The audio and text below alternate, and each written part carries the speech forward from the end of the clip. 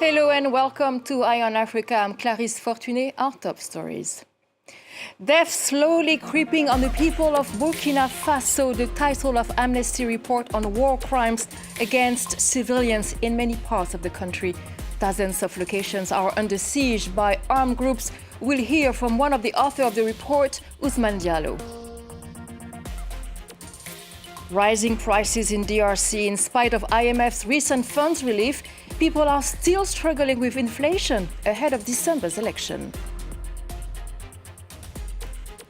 And goodbye to the royals. On his last day, King Charles met with religious leaders and the family of a freedom fighter killed by the British during colonial rule. But we start with this Amnesty report. Death was slowly creeping on us, living under siege in Burkina Faso. A very somber title for an investigation that focuses on crimes against civilians in many localities of Burkina Faso. The country underwent two military coups, the latest in September when Captain Ibrahim Traoré took over. Ousmane Diallo from Amnesty International is with us, from International Sahel researcher. So Ousmane, first of all, thank you. Welcome to our program. Can you just specify very quickly for us which localities are we talking about? Thank you very much. We are talking of different localities in size, but also in geographic location across Burkina Faso.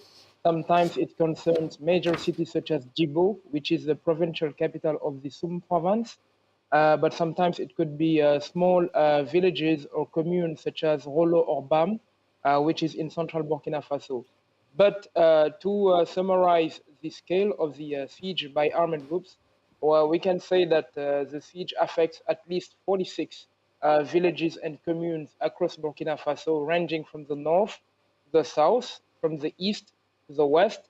And since 2022, the brutality of the siege tactics by Ansar Islam and other armed groups have only increased across Burkina Faso, affecting civilians. And what kind of violence are we talking about? We're talking about several cases of violence in Djibo and in many other localities under siege. For example, armed groups prohibit residents from accessing to their farmlands or from grazing their cattle across the in the woods surrounding the cities. This has a very direct impact on their food security because when they are not able to farm or to graze their cattle, they lose in wealth and in resources, and it affects their ability to sustain themselves.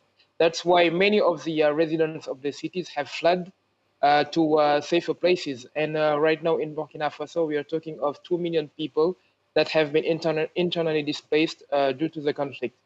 Beyond these attacks against food security, there are attacks against civilian infrastructure, such as the bridges to affect freedom of movement, but also wells and all water sanitation systems to disrupt water supply and to further landlock those besieged areas. And furthermore, we are talking of cases of gender-based violence, especially in Arbinda and Djibo and Barcelogo, where women that have been forced to leave the premises of those towns under siege to collect firewood and wild leaves in order to sustain their families have been abducted sometimes for several days by the armed groups. And so you talk about how they're going through this. We have a military power in power. So what are they doing? What is their response? So the response of the military has been very focused on mobilizing volunteers for the defense of the homeland in November 2022. And actually, the mobilization of those civilian to support the military effort, the recruitment drive that led to the recruitment of 50,000 volunteers, was one of the reasons of the intensification of the siege, because in a communication by Ansar Islam, they threatened illegally all those villages that would participate in this recruitment effort to be punished collectively and threaten the government of blocking all of those areas. But beyond that, I think the government of Burkina Faso has mobilized resources to supply many of those besieged towns, but it is far below the expected needs of the populations. And one thing that has constituted a challenge so far has been the deep distrust between the government and humanitarian actors that has led to some administrative measures that have severely impacted humanitarian relief. I'm talking about the prohibition of cash transfers, for example, in the regions of the Sahel, in the north and in the eastern region, but also the imposition of military escort on all sensible materials taking the roads next to the front lines, which has limited the traffic by road of humanitarian actors because of the obligation to respect the principle of humanitarian neutrality. And since you've published your report, have you had any response directly addressing your report from the government? We haven't had a response so far from the government. The report has been published yesterday, and prior to that, we have sent letters to the Office of the Prime Minister, but also to several ministerial departments, outlining the main findings of the report and offering the government a right to reply. So far, they haven't taken on this possibility, but we do intend to engage the government on how to advocate for the civilian population of Burkina Faso, and especially on the needs of the populations that have been forced to move due to the siege. Well, thank you very much. Keep us updated. Ousmane Diallo, one of the researchers on this Amnesty report. And talking about Burkina Faso, French Minister for Europe and Foreign Affairs was in Nigeria to discuss bilateral cooperation and regional security, including Burkina Faso. Catherine Colonna said that France would back the West African bloc ECOWAS efforts to restore democracy in a region hit by, as you said, recent coups as insecurity in the Sahel worsens. Nigeria is the current chair of the Economic Community of West African States. We also discussed the West African situation, praising the role of Nigeria as chairing currently the ECOWAS and supporting the efforts of ECOWAS for a return of constitutional order, as we see that the transition calendars have not been respected, and as we see that insecurity, unfortunately, is on the rise. And now to DRC. Inflation is one of the issues to be debated ahead of next elections. The US dollar is used in major transactions in the capital, Kinshasa. Groceries, restaurants, and more. The exchange rate with the local currency, the Congolese franc, fluctuates daily, reaching recently an all-time high. Aurélie Bazara Kibangula and Emmett Livingston are in Kinshasa for us. Throughout this market in Kinshasa, customers are increasingly dismayed at the cost of produce. For Sylvie, like many others, the cost of daily shopping is becoming almost prohibitively high. The price of just this bunch of vegetables has gone up by more than 250%. We used to buy these for 1,000 francs, and now it's 2,500 francs. We are reducing our consumption because before you could go to the market with 10,000 francs, and that was okay. But now it's become really hard to shop in the market with 10,000 Congolese francs. Prices have shot up in Kinshasa over the last few months. As shoppers cut back on their purchases, shopkeepers have been struggling to sell their stock. At her stall, Mireille tries to make her selection of fruit look appealing. But it's not enough to attract hard-up customers, and that's led to more wastage of her stock.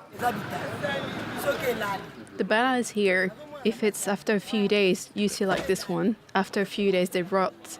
I have no customers, so when they rot, I throw them away. It's rotten. Inflation was running at over 10% by the end of 2022. This is primarily due to the fall in the value of the Congolese franc against the dollar. But according to this economist, the spike in inflation is also explained by poorly managed public spending. These are citizens, state employees who earn a very good living with truly spectacular salaries. And those who have Congolese francs, what they're going to do, they're going to go to the market. Demand is going to increase, and if national production isn't there, that creates inflation. The government has promised to act to stabilize the national currency. Several measures, such as introducing price ceilings, have been suggested to ease the burden on households in Congo, where almost 2/3 of the population live in poverty. Goodbye. King Charles and Queen Camilla have ended their state visit to Kenya. In spite of pouring rain, they went to the city of Mombasa, where they met with religious leaders and visited conservation projects. From the Kenyan coast, Bastien Renouille looks back on a royal 4-day journey.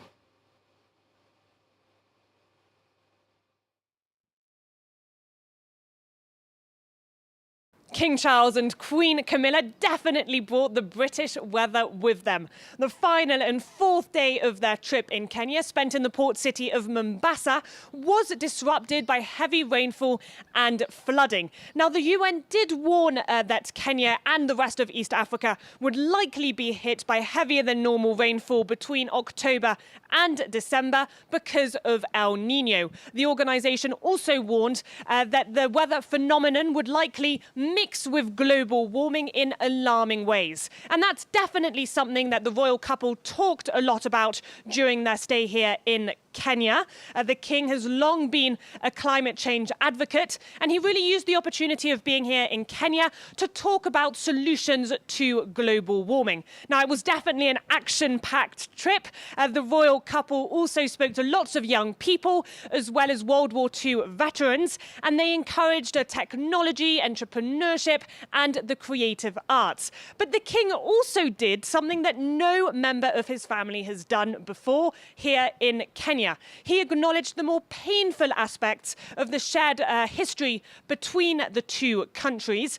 During the Mau Mau rebellion, more than 10,000 people were killed, and it's often seen as one of the most brutal episodes of Britain's colonial past. Now, the king did meet some Mau Mau veterans, but for many, his acknowledgement is not enough, and they want a formal apology.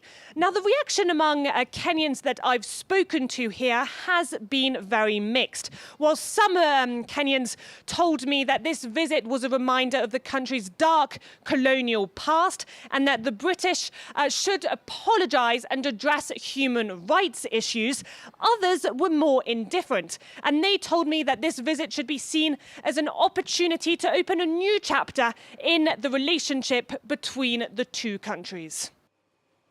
That was Olivia Bizot reporting from Kenya. Well, that's it for this edition. Thank you for watching Eye on Africa. Stay tuned for more news.